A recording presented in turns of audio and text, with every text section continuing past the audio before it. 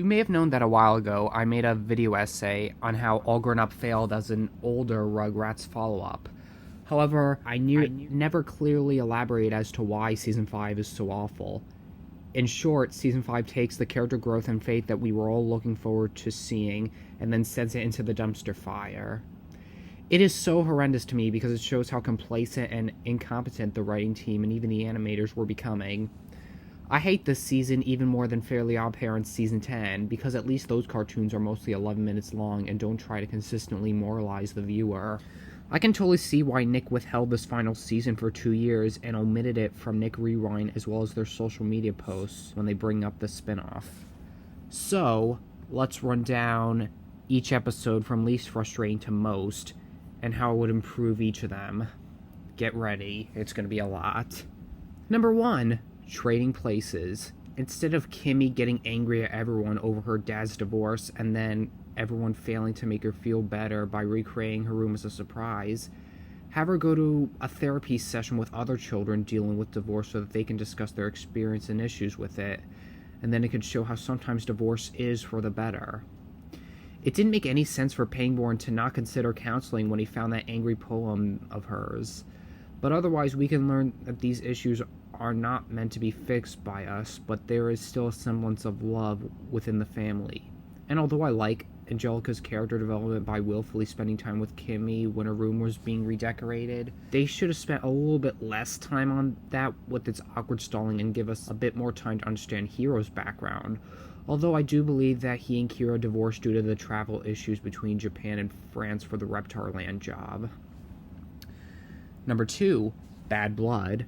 In the final produced episode, I don't really care for the alien autopsy storyline fact of the whole grade coming to see the tape and Dill lying about that. Just get rid of that plot point. Just focus on the 2 boys having fun with their very own alien movie. The other friends did not really add anything too funny in this episode aside from Phil enjoying the hash. And then seeing how dichotomous their grandfather's relationships are, and then use flashbacks of the brothers' previous fights to draw solutions and compromises between the two, and then they all have a good time watching the movie, and then the bigger plot twist comes from an alien jump scare right out of their TV as they wonder if they do exist. We didn't need a random lore drop of Tommy's anxiety rash or that gross visual of the grandfather's flashing. It was like they knew they weren't returning after this season, so they actively made it as obscene as possible, although the message that grudges aren't worth anything is still present in the official version. Number 3, TP plus KF. This is the official Halloween episode, but it barely matters for the story, so I would omit that along with the fact that this occurs when Tommy is in fact dating Rachel. Anyways, rather than Kimmy selfishly keeping quiet that she was the one who made the initials years back, I would have preferred her to take the blame to protect Tommy and Chucky's friendship, knowing how important they are for each other. But actually, after conferring with Kimmy about how close they seem after all this time, with a flashback from infancy to the point of our big twist, Tommy remembers that he was indeed the one who made the heart all that time ago, and thus confesses to Chucky, who was initially irritated, but after a few seconds, he calms down and understands Kimmy and Tommy's connection, and just expresses how he was being overprotective and unnecessarily reactive over this issue that doesn't matter anymore. But should he indeed find love in Kimmy, he will accept that because that's what a good friend like him should be doing. There can still be conflict in this episode, but it needs to be realistic and engaging. Also, they did not have to make Chucky seem so desperate to the point where it does a bait and switch on him talking to Elaborate only to in fact be in his mind. Oh my god. I know it's a cartoon, but really?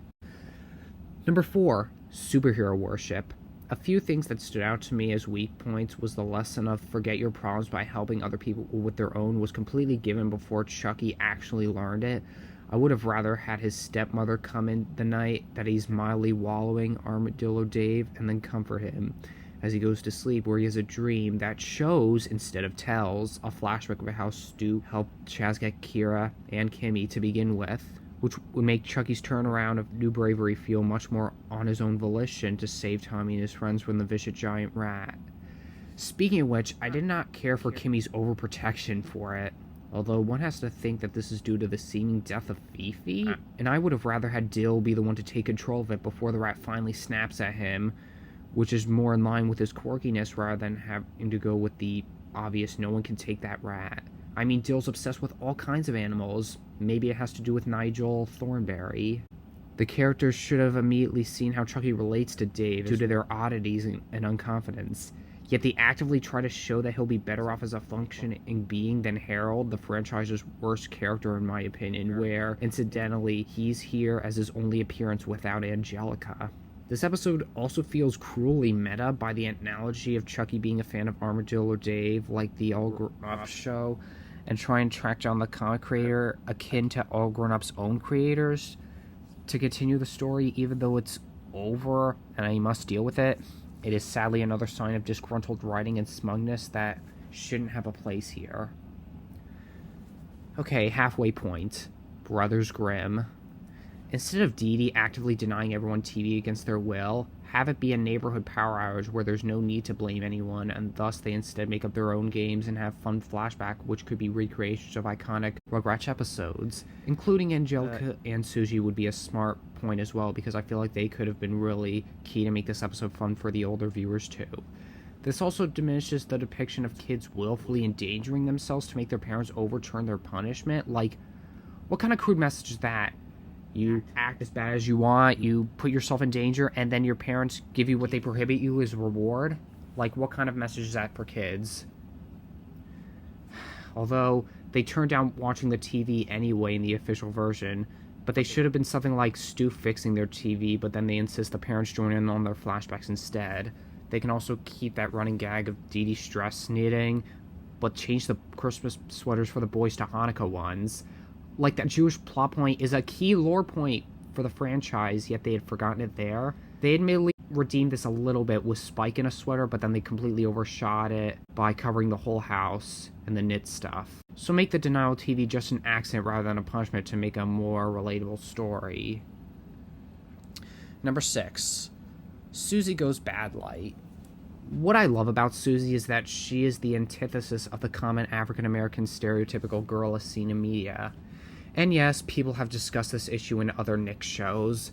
Susie here, however, pulls a 180 and decides that she's tired of being a goody two-shoes, thanks to mockery from her friends. Angelica's methods to stop here are completely contrived due to Lillian and Kimmy's expository reasons not to stop Susie themselves. They were just far from being like them being too nauseous and too scared, respectively. Ugh, no thank you.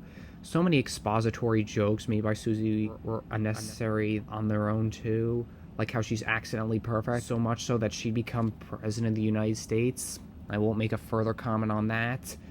What I would want instead is for Susie to join other girls in a prank out of coercion, and then Angelica, upon realizing how dangerous the prank is, willfully tries to stop Susie, but all the girls get caught, and thus Susie will accept the fact that she isn't perfect anymore, and sometimes she has to live with mistakes like this. And Angelica admits that she'll still be her best friend rather than taking the blame for stealing the telephone wire sneakers in a completely contrived fashion. As for the B-plot, instead of Phil mocking everyone for their cooking style and then underwhelmingly grossing out the cooking community with his own unhygienic habits, have him realize this in advance and actively refrain from his flaws, and thus he will have grown up from his childish habits. Also, include Dylan in this one to enjoy his own food, and then maybe they end up forming a cool unit for school lunch, or at the very least, the Jabba Lava, and then Tommy and Chucky will accept his new stance. As Told by Ginger did a similar plotline to this in the episode Fast Reputation with Carl and Hootsie, and they did it way better, and the characters are supposed to be younger than them here. They really need to figure out who this demographic really is. In fact, that's relevant to the next episode that we're discussing. What's love got to do with it? If we were looking at the badness of episodes simply in demographically inappropriate content, this one certainly takes the cake. Like Angelica falling for a substitute teacher twice her age, being depicted in the right? How on earth was this approved? Remove the love aspect, instead make a more demanding, strict substitute where Angelica realizes that she has to make genuine arguments to them, and maybe add a scene where she gets in a bit of trouble realizing that she cannot win all the time, and then she could make her amends with Harold more legitimate, even if I don't really approve of their relationship. Like, was this episode trying to make me feel bad for him because he was actively jealous of Mr. Fisk? And what's more convoluting to me is how they depicted Angelica as 4 different characters, from the alpha bitch to the dumb blonde to the nerd to the straight woman, if you can even call it that. Is this supposed to be a Legally Blonde knockoff? Ugh. Just keep her as Jerk with a heart of gold so that we can indeed root for her and make Susie more genuinely supportive rather than once again regressing to the commonplace black girl caricature. Also, the subplot deals with Chucky having gymnophobia. You should probably know what that is if you watched Arrested Development. Just skip this subplot. Actually, replace it with them focusing on trying to win a tennis game coming up, and Chucky confidently helps Tommy win, and maybe even throw Dill in with a new funny mascot costume for good measure. Okay, final 3 episodes. Petition this. This is like Finsterella, with all the bad qualities done even more cruelly. While Angelica barely knew better to belittle Kira and Kimmy towards Chucky in their first official episode, this time she was deliberately exploiting other people's need for cell phones to help with her own, and thus sabotage their Chucky and Kimmy's parents' 10th anniversary for their wedding out of pure cruelty. And then it just ends with both of them getting cell phones despite the establishment of Kimmy's no cell phone zone. This is hypocrisy at its stupidest. I mean, I know this was 2005, so some schools had to have pre-established no cell phone rules for their days, but this is not timeless in the slightest, therefore. How would I all change this? Well, Chucky sends Tommy his home movies, and he dumbly sends them all, including false recreations of the episodes in the official version. So maybe here, they, along with Kimmy, find some secret footage that seemingly showed a big conflict, like some woman who Chaz might have been cheating with, and they want to do their best at the party to make sure that it never happens, only for it to be a simple misunderstanding, and that they watch another movie to reveal that it was only a pen pal, and that Kira and him are not mad because they were looking out for them. And all is well until she suddenly shows up at the party, causing hilarious awkwardness. Incidentally, this was the final episode to feature all 8 characters, so this really stunk for viewers like me. I feel like each person should play a key part in trying to keep the Finsters glued together and make a quirky yet heartwarming anniversary episode to the second movie. Second to last episode to talk about, Golden Boy. All that I can really say about this one is that it takes everything that makes the Rugrats movie fantastic and then disputes its character growth to actively anger us. And that's kind of an understatement. This was also the broadcast finale in the United States, which left so much to be desired. From endangering their grandfather to the subplot of the fathers fighting over a card, it was just cruel and boring respectively. Just watch the first movie instead because it deals with the conflicts and favoritism and responsibility there as best as it can, and has more appropriate darkness if we really want drama. Now, we've talked about cruelty, character derailment, and inappropriate content. What if there's an episode that combines all 3 of them and then some? Well, look no further to the appropriately titled episode, All Broke Up. Now, it makes sense for Tommy not to be sad about the breakup with Rachel considering how early in his life he is, not to mention that it's because she's moving away. Nothing out of his control, it was because of her dad's new job. But personally, his friends are dicks for budging into the situation, let alone continuing doing so when Tommy politely dismisses them several times. This does not excuse his eventual manipulation and lies towards his friends and even his teachers, but even if his friends were trying to empathize with Tommy, this interaction could have made him regress if he's not ready to express his emotions properly. He set boundaries with his friends who willfully ignored them, and then he childishly took advantage of their kindness when he was fed up. Yep. I legitimately do not want to defend Tommy due to how immaturely and irrationally he responded, but as sensitive as the topic was, it was not his friend's business to be part of, yet they butted in anyways. It all falls apart when he meets a girl and invites her to a party, and then his friends try to surprise him with Rachel coming over, but then everyone is pissed at him for manipulating them, and sure enough, he emotionally relapses, and Chucky only ingenuinely consoles him over the movie that Tommy saw with Rachel on their last date.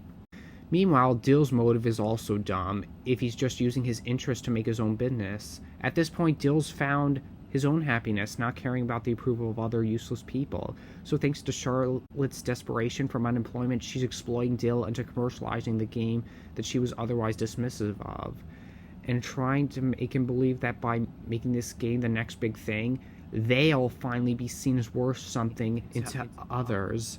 Like, why? Why is this happening? Dill should have turned it down on the spot because he can't just please people despite his neurodivergence. He will just relate to other people and they can gradually share their own quirks and interests. He should have seen Charlotte's vicarious actions towards success a long time coming. Anyhow, this episode could have worked out a lot better if the night that Rachel and Tommy decide to split up, his friends immediately accept to leave him alone, and then he has a fantasy of Rachel meeting another boy like him, only better, and then he combines into his parents about the situation, especially Devi, given how close she is with Rachel, instead of his brother, and the two reassure him that since he's still young, he'll find someone more compatible, and maybe they could set them up for one last meeting before they mutually decide to see each other off and move on with their lives, knowing that they weren't perfect together, but there are more people to find later on. And then he rejoins his friends, who meanwhile have been contemplating about how they should go about when they hit relationships and even recall their past mistakes. And then they meet up for a meal or a game, and he says that things will look better, but he wants to spend some time with you guys for a bit. And thus things end off on a appropriately high note, which is much more compelling, fun, and a relatable story. In fact, maybe Dill could have found some girl with similar problems and they should not be dating, but just be very close friends, because Dill is not really romantically interested in people. So, with that being said, why would he have given Tommy the quote-unquote advice to begin with in the official version? And if they really had to be cruel, at the very least make the girls walk away without saying a word to Tommy, and then later have the friends call him out for his big flaws that he chose instead of acting anything to do with it, kind of like the end of Clerks, but not a ripoff. Wasted potential would be a far too kind statement on this disaster. As insulting and dumb as this season is, this wasn't the only batch of 10 episodes that Nick withheld. They did the same thing for Season 3B of As Told by Ginger, but for all the cruelty, it was realistic to some extent, and actually gave some morality with its drama, not to mention that these characters were indeed high schoolers, which made more sense of this. Even the most controversial episode, Wicked Game, deals with the situation more realistically and compellingly. Check out that show instead if you really want some darkness emotionally. I must say though, as much as I hate All Grown Up's final season, I don't hate the whole show. There is some odd charms in seasons 2 through 4 because there's a lot of humor that I grew up on, being a 2000s kid myself. I want to see how they changed as people, and they improved characters like Kimmy and Dill, so they wanted to capitalize on some of the flaws that they could fix. I do believe they've grown up to be functioning adults, but to be honest, I'd rather watch the reboot despite how odd the animation of that is, because it's more genuine and less alienating and even more fun usually. Anyone can write stories about teenagers, but nobody can write stories about infants like this crew can. Thanks for watching, guys. Or rather listening, because I used a bunch of pictures. Subscribe, like, and comment.